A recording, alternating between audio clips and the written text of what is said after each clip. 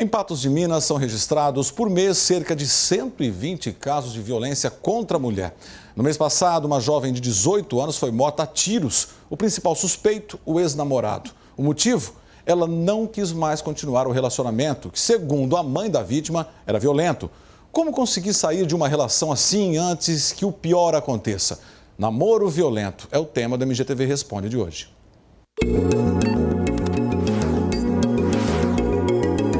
O medo de novas agressões do ex-namorado é o motivo desta jovem para não se identificar. Do relacionamento de pouco mais de 2 anos, ficaram 2 filhos e muitas marcas de violência.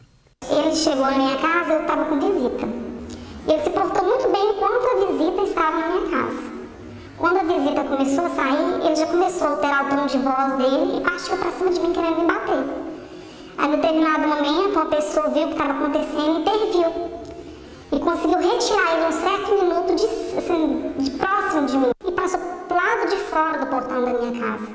E do lado de fora ele começou a me agredir com um soco. Ele me acertou socos na cabeça e no nariz. E pegou uma vassoura e conseguiu atingir minha cabeça, mas deu um corte. Ela diz que não consegue entender, porque até então o ex dizia que a amava. Não acredito. Porque quem ama não machuca. Quem ama não quer o mal.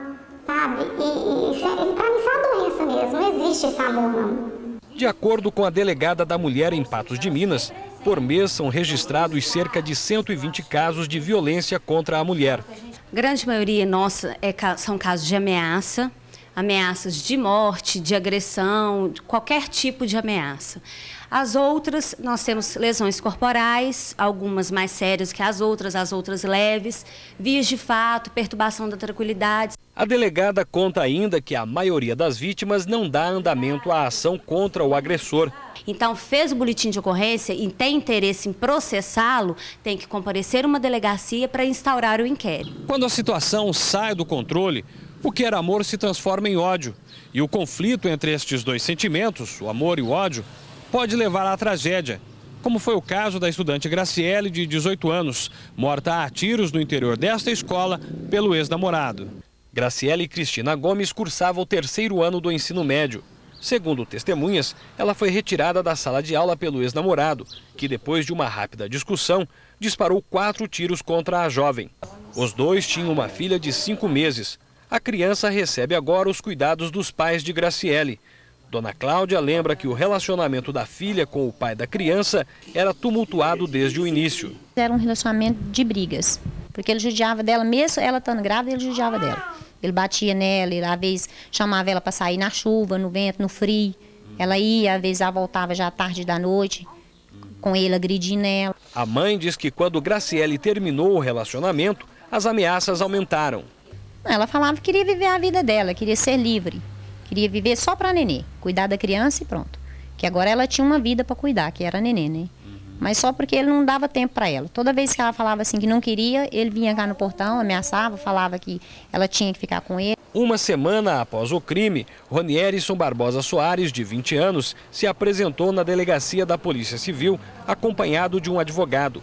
Ronierson assumiu a autoria do assassinato. Segundo o advogado, o crime foi cometido por ciúmes e por uma suposta traição da ex-namorada. Ele esteve duas vezes no colégio no dia. O primeiro momento que ele conversou com ela foi apenas uma conversa casual.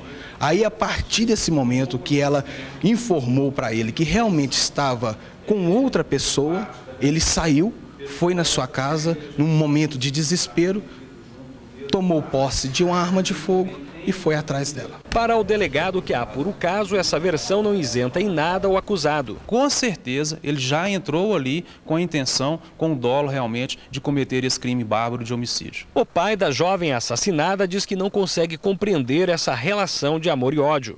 Eu peço para a autoridade, Patos, fazer justiça, que eu estou um pai muito ferido, muito sentido, não dá para entender. Porque esse rapaz fez isso com a minha filha. e acaba com a vida de todo mundo, né? As convidadas do MGTV Responde de hoje são voluntárias da ONG SOS Mulher Família de Uberlândia. A historiadora Cláudia Guerra e a psicóloga Cláudia Cruz. E você, ligue e faça a sua pergunta em Uberlândia e cidades vizinhas, 3218-3454, Patos de Minas e região, 3823-9400. Eu vou fazer a pergunta para as duas, a mesma pergunta. Uma jovem que apareceu na reportagem, que abriu a reportagem, que disse que sofre muito, ela disse: isso não é amor. Uma pessoa que me bate, que me agride, diz que me ama, isso não é amor. É amor? Pode ter amor? Efetivamente não, né? Principalmente quando a gente observa que a relação caminha para comportamentos de uma pessoa que agride de maneira a destruir a outra, de não aceitar, né, alguma frustração que naturalmente acontece em qualquer relacionamento, né? Por esse caso aí de Patos, a gente observa que houve aí uma dificuldade muito grande desse rapaz em administrar o fim de um relacionamento, e o fim de um relacionamento sempre é possível, né? Na medida em que fica reconhecido que há alguma incompatibilidade, que há algum tipo de desencontro, inclusive afetivo, né? Então, lidar com essa perspectiva de não ter a pessoa amada, digamos assim, é algo que revela, inclusive, um nível de maturidade. E é necessário saber lidar com isso. Porque, geralmente, eles dizem isto para as namoradas. Sim, não é, matei por amor. A gente vê, inclusive, em alguns tribunais de júri, sim, depois que ela já está lá enterrada, e tenta-se argumentar de que ele agiu sob forte emoção, não estava sabendo direito o que estava fazendo. Não é amor. A gente vem verificando hoje de que a maior parte desses crimes acontece quando elas os largam. Por quê? Porque é preferível ter o outro literalmente eliminado a perceber que o outro tem autonomia sobre a própria vida, é sujeito da própria história e escolher outros caminhos que não mantêm a relação com aquela pessoa. Então é nesse momento, porque o outro estando morto continua sendo meu, que é a concepção ainda cultural, extremamente sexista e machista. A gente tem esse histórico na América Latina e no Brasil muito forte, nos relacionamentos, inclusive essa confusão de que amor tem que estar associado a ciúme no sentido patológico, de posse, né, de propriedade, ser extensão do outro. Isso precisa ser rompido. Nós temos esse histórico por conta de 400 anos de escravidão, cultural, ditadura, né, militar. Então essa coisa da posse, da propriedade sobre o corpo, sobre o desejo, sobre a vontade do outro é muito forte. E aí, quando ela resolve partir para uma outra, é nesse momento que ele prefere eliminar, claro que tudo inconscientemente, né? Mas prefere, às vezes não, às vezes de forma planejada, prefere eliminar, porque daí continua sendo proprietário do outro. O outro vai para o porta-retrato e continua sendo meu. Enquanto aquela pessoa tem desejo, tem vontade, ela vai fazer outras escolhas. A gente discute muito de que, o movimento de mulheres, inclusive, de que quem ama não mata. Isso daí é arrogância, é vaidade, é orgulho do senhor, que deixa de ser senhor e proprietário daquela pessoa naquele momento. Tem uma pergunta aqui, de uma pessoa que não quis se identificar, eu passo a pergunta para a Cláudia Guerra e para a Cláudia Cruz também. O namorado bate nela, mas para a família ele se faz de santo. Ninguém acredita nela, porque ela fala que ele bate, mas ninguém acredita porque ele se faz de santo. Ele faz ameaças e caso ela termine o namoro. Ele diz que ele ameaça ela se ela terminar. A quem recorrer? Ela não sabe o que fazer. Vamos começar então pela Cláudia. Ainda mais porque ninguém acredita nela. Não adianta a gente aqui num programa como esse levantar a lebre. A gente sabe que a cada 15 segundos uma mulher é espancada no Brasil, sofre 9 vezes mais violência dentro de casa por parte de pessoas próximas e conhecidas que na rua com estranhos, se a gente não bater na tecla das políticas públicas, sejam elas governamentais ou não governamentais. Então, em Uberlândia, nós temos a ONG SOS Mulher Família, onde você pode recorrer, tem atendimento social, psicológico e jurídico gratuitos. Atendimento individual, com o casal, estamos querendo aí montar um grupo de apoio para esses homens que agridem, para reverter comportamento, porque só registrar a ocorrência não muda comportamento. Grupos de apoio para as mulheres são possíveis também. Nós temos a Delegacia de Mulheres, e que a gracinha da delegada, a doutora Juliana, faz o que pode, mas ela acumula lá 2, 3 delegacias, tem pouquíssimos profissionais, as pessoas estão atendendo as pessoas com senha, né? E aí nós vamos ter que bater na tecla, deputados estaduais, federais, próprio prefeitura, para ver o que pode ser feito em termos de articulação e parceria para melhorar essas condições, porque a gente fala, tem que buscar ajuda, tem que denunciar, mas os órgãos estão com uma série de deficiências. Existe um Uberlândia Casa Abrigo Travessia também, a mulher está em risco de vida, ela pode ir junto com seus filhos menores para esse local sigiloso, temporário, para ela se promover enquanto a situação ainda é grave e de risco, né? Então é preciso articular essas políticas públicas. O programa PAN, em parceria da ONG SOS Mulher Família, com a Universidade Federal e a Prefeitura e o 17º Batalhão da Polícia Militar, agora envolvendo o 32º, vai na casa das pessoas também, quando o 190 é acionado, esse é o programa, e o problema é violência doméstica. Então, programas existem, mas com deficiências, com defasagem, precisam melhorar e ampliar. Vamos completar só essa parte eu acho importante destacar também que é essa pessoa que acaba sendo desacreditada, né, pelos outros, porque esse agressor, ele acaba sendo até sedutor, né, quando ele se coloca de uma maneira incisiva como sendo a melhor pessoa. Eu acho que é fundamental que essa pessoa que está sendo agredida, ela compartilhe essa informação com alguém que seja muito próximo, porque por mais que esse agressor seja muito convincente, alguém vai acreditar alguma nela. coisa ele É deixa preciso escapar. pedir socorro. E Ela estão tem acima tempo. de qualquer suspeita, porque tem pessoas de classe média, alta e menos favorecida também envolvidas, pessoas que trabalham e que lidam naturalmente com as outras pessoas. Bom, nós vamos continuar já. Cláudia Guerra e Cláudia Cruz continuam aqui com a gente. O MGTV responde e volta já. E você ligue pra gente, Uberlândia 3218-3454, Patos de Minas e região 3823-9400. E eu ainda decoro esse telefone, 12:20.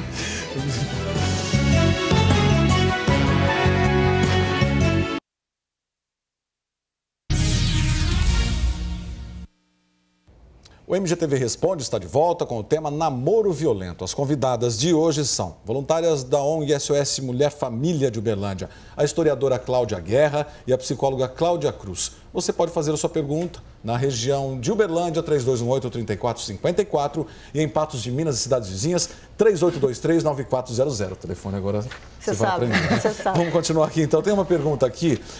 Como podemos saber se uma pessoa é vítima de violência? É uma moradora lá do Canaã que perguntou, porque às vezes a pessoa sofre a violência, mas ela fica em silêncio, né?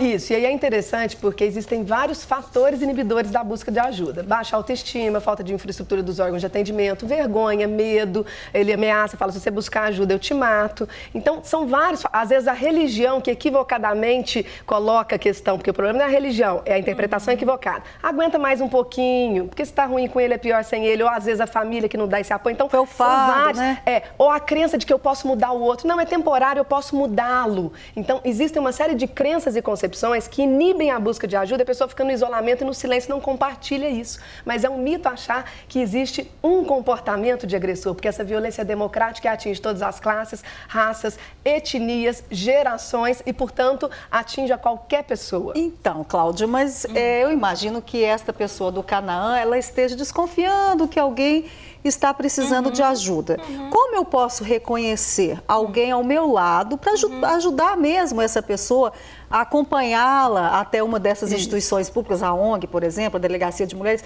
Como eu posso reconhecer que algo não vai bem? Olha, em termos de observação, né, é importante pensar na possibilidade de que a pessoa que lida com o outro, que é agressor e que é impositivo nessa agressão, a pessoa agredida, ela muitas vezes se sente impotente. Né? E esse sentimento de impotência muitas vezes pode se desdobrar em um entristecimento, em um fechamento, em uma reserva maior, em uma melancolia. Ela muda o comportamento. Ou mesmo no extremo oposto. A pessoa passa a ser reativa demais, a ser destemperada. Né? Então, em termos gerais, a gente percebe que a pessoa vai administrar com essa agressão que ela recebe, muitas vezes se recolhendo, porque depende do estilo da pessoa, ou então também sendo agressiva. E quando essa relação é marcada por uma hierarquia, por uma desigualdade também, porque entre iguais você bota o limite. Quando existe uma relação hierárquica, no sentido de que uma dessas partes é tratada como coisa e como objeto, você também sente mais dificuldade em busca de ajuda, entendendo que violência não é só física, mas é física, sexual, psicológica, moral, emocional. Uma dói no corpo, deixa marcas no corpo e a outra na alma. Então é importante ter essa concepção ampliada. Eu acho importante destacar que a cara da agressão e da violência, das experiências de violência, tem um pouco a cara do casamento. Né? Então, na medida em que a relação conjugal ela caminha de uma determinada forma, né, e pode ser em direção à violência, à ocorrência de violência, essa violência vai estar afinada. Né? Então, quando a Cláudia fala de uma relação de poder que possa existir antes, né, muitas vezes uma pessoa fica submetida, né, a essa violência do outro, fica no mesmo nível, né, no sentido de também agredir. Tá? Tem a pergunta do Leonardo de Santa Mônica. São só as mulheres que sofrem agressões? Não, ou seja, não são só as mulheres que sofrem agressões. Homens sofrem pressões também. Mulheres que inventam gravidez, aparecem na porta xingando, que batem. Como lidar com isso? Tem alguns rapazes de Monte Carmelo também que querem e falam que são vítimas. Porque o SOS Mulher Família, desde seu nascimento há 13 anos, tem a concepção de que há uma relação, e se é relacionar, uma via de mão dupla. Claro que estatisticamente é o corpo e a alma da mulher que são mais feridas, transferidos por um histórico aí de sexismo, de machismo, das construções do masculino e do feminino, mas o homem também nesse processo. Então é relacional. E muitos casais não conseguem manter uma relação senão por meio da violência. Muitos nem conhecem formas saudáveis de relacionamento, porque uma coisa é conflito e toda relação tem. Outra coisa é violência e isso é crime, é preciso dar um basta. Então, nesse sentido, o SOS Mulher Família atende as mulheres, mas atendem homens também, mesmo que esses homens se coloquem como vítimas. Por isso, o SOS Mulher Família, mesmo que eles se considerem vítimas desse processo, ou de espancamento, e aí tem até um mito de que o homem que é espancado pela mulher, ele é franzininho. Não, esse é um mito. Pode ser alto, pode ser extremamente forte, não revidar, que é o adequado, e buscar ajuda. Então, nós atendemos o casal, claro que se ele está ameaçando ela de morte ou ela ameaçando de morte, você vai fazer terapia de casal. Mas a gente tem essa concepção de que essa violência é relacional. Tem uma telespectadora de Araguari, eu não vou citar o nome dela, ela já foi vítima, sim, de tentativa de homicídio por parte do ex-companheiro. Ela diz, olha, fui quase morta, denunciei, ele foi preso. Só que agora ele está solto e ela está morrendo de medo. Sim. Ela falou que ele ficou pouco tempo. Porque sai com muito mais raiva do que entrou. Sim, continua as ameaças. Ela quer saber se ela usa até esse termo. Eu preciso reativar essa denúncia para... Ela quer se proteger, ela não sabe o que fazer, Cláudia. A Cláudia vai falar, mas eu acho fundamental a gente tratar da questão dos grupos de apoio, grupos reflexivos, terapêuticos para esses homens agressores. Apenas ser preso é importante porque criou a cultura de que, com a Lei Maria da Penha, de que bater mulher da cadeia. Isso é bom. Assim como pensão é uma das poucas coisas no país, não pagar pensão da cadeia. Mas é bom, bater então, mulher é também. Bom, não é da cadeia? Sim, é importante. Podia ficar muito, mas é insuficiente. Não. Primeiro que não cabe. A cada 15 segundos uma mulher é espancada. Sim. Não cabe na cadeia. Então é preciso políticas públicas preventivas de atuação e de intervenção. E aí os grupos de apoio. E a Lei Maria da Penha abre essa brecha, já conversando com o doutor Samuel, para pôr um item lá, para encaminhar esses homens e o judiciário com parceria também. Para a ONG SOS Mulher Família. Já temos recursos para fazer trabalhos com eles e pessoas, exatamente para tentar reverter esse comportamento e eles verificarem que eles também sofrem desse processo. Então, porque estão denunciando a própria impotência, fragilizada autoestima, insegurança. Então eles também precisam se trabalhar. E nos grupos de apoio isso é possível para reverter comportamento. Porque senão só prender e devolver para a sociedade, devolver para casa, potencializa a raiva.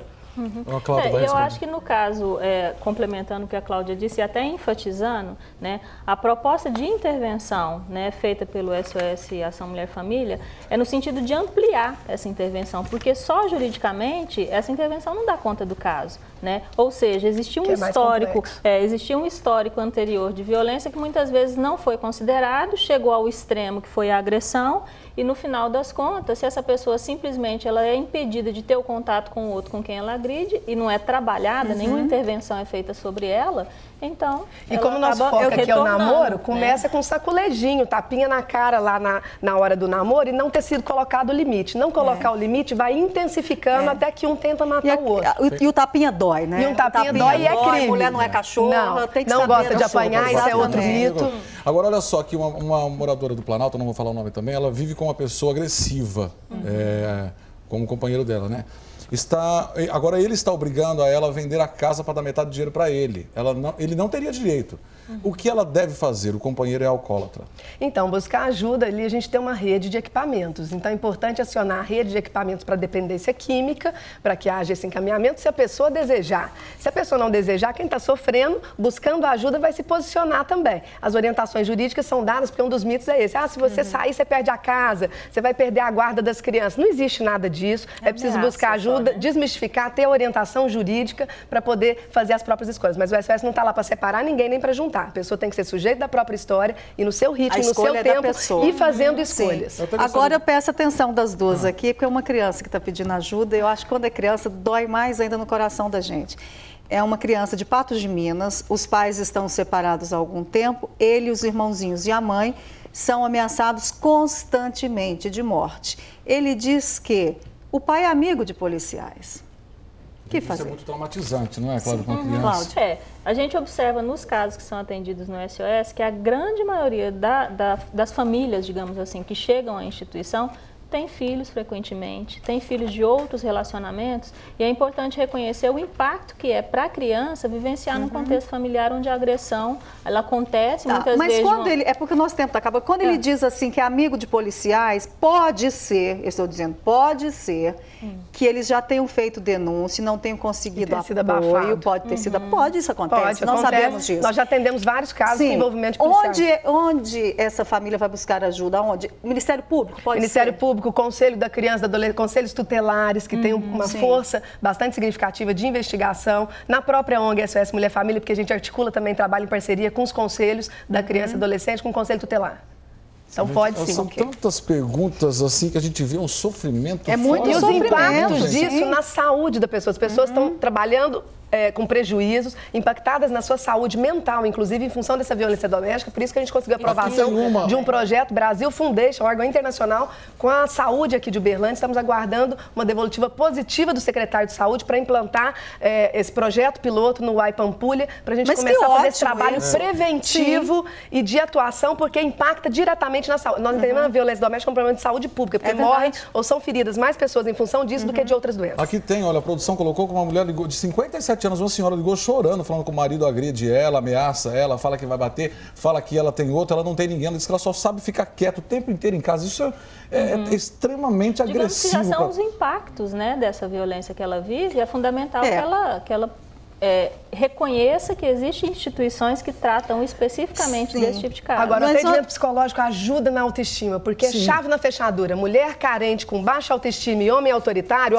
chave na fechadura. Então é preciso trabalhar os dois, levantar essa autoestima, esse amor próprio, reconstituir essa história de vida para contribuir com uma intervenção e um suporte para poder sair e viver relações saudáveis, à base da tolerância, do diálogo, respeitosas, mesmo que haja conflito, não pode ter violência. Cláudia, a produção está nos passando aqui agora pelo nosso ponto eletrônico, que algumas pessoas estão ligando e se oferecendo para ajudar vocês. Ótimo, que bom. Como voluntárias, como fazer? Ótimo, precisamos de voluntários, né, Cláudia? Vamos então o endereço, setor psicológico, jurídico, do serviço social, estagiários também, a garantia é muito aprendizado e a gente tem o programa PAN, esse em parceria com a Polícia Militar, a UF e a Prefeitura, e a ONG também, atendimento individual, casal ou grupos de apoio. Estamos precisando muito, inclusive do empresariado, adote um voluntário, porque o voluntário só pode ir 2 horinhas na semana, 1, 2 vezes na semana, e a gente precisa intensificar isso para poder ampliar a demanda, atender a demanda. Deixa o telefone de contato, o endereço. 3215-7862. Quem tiver interessado pode comparecer na rua João Carneiro,